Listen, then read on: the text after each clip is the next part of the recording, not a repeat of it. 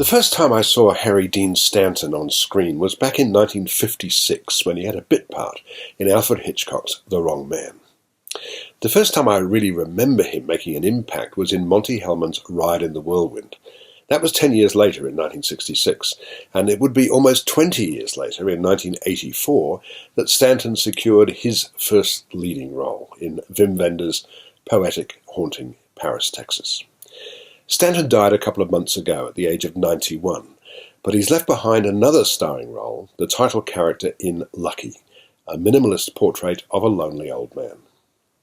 Lucky lives alone in a small house in some godforsaken township in the desert.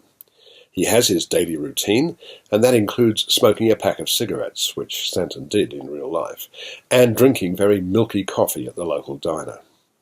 In the bar, he hangs out with his mates and talks small talk.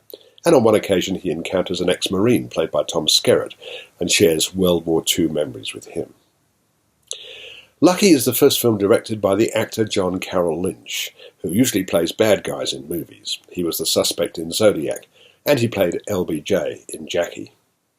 It's a character study not only of Lucky himself, but also of his friends and acquaintances. These include Paulie, played by the former teenage idol James Darren. Another habitué of the bar is Howard, a slightly batty character whose pet tortoise, President Roosevelt, has gone missing.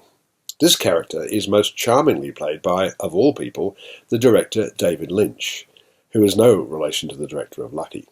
Tortoise! He's a tortoise. You know that saguaro near your yard? That thing was barely a twig when Roosevelt was born. They're contemporaries, you know. They watched each other grow up. You'll either fall in love with Lucky or you won't. As a portrait of a very old man, very set in his ways, but filled with wisdom, I found it utterly beguiling. A scene in which Lucky visits his doctor, played by Ed Begley Jr., is one of many scenes that are quite touching, and the ending is sublime. Stanton is simply great, playing essentially a variation of himself.